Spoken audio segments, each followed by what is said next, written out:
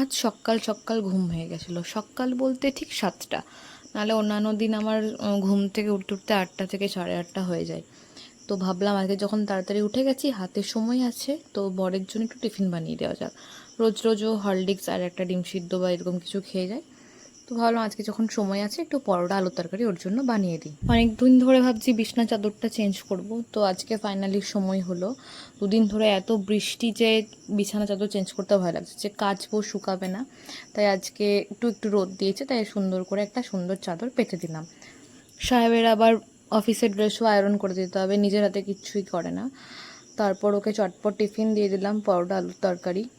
আর কিছু খাবার বানালে আমিও ওর সাথেই একবারে খেয়ে নিই, কারণ তারপরে কাজে লেগে গেলে সময় পায় না। আর এদিকে খেতে খেতে দেখলাম হঠাৎ করে কারেন্ট চলে গেল।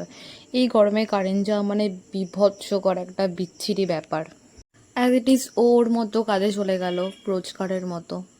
আজ সকাল থেকে রান্না বান্নার চাপটা ছিল না, তাই জন্য ধীরে সুস্থেই ঘরের কাজ করছিলাম। কারণ আগের দিনের রাতের ভাত সবজি সবটাই ছিল, আর আমার একার জন্য দুপুরবেলা এটা যথেষ্ট ছিল। তারপর বাসি সমস্ত কাজ গুছিয়ে আমি চলে গেছিলাম স্নান করতে।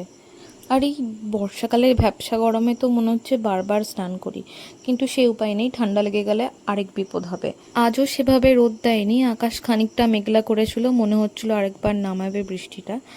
তাও কাপড় জামাগুলো তো কাচতেই হবে, বাসি কাপড় কতদিনই বা ফেলে রাখবো।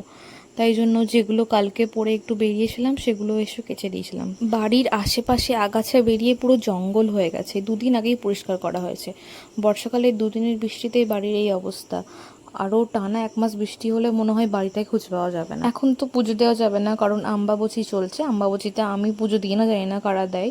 তো একটা স্যাঁতস্যাঁতে গন্ধ ওঠে বর্ষাকালে, তো সেটা কাটানোর জন্যই ঠাকুরের সামনে না, আলাদাভাবে কোনো এক কোণায় একটা আগরবাতি জ্বালিয়ে দিচ্ছি, যাতে ওর স্মেলটা পুরো বাড়ি ছড়িয়ে সেই গন্ধটা না আসে।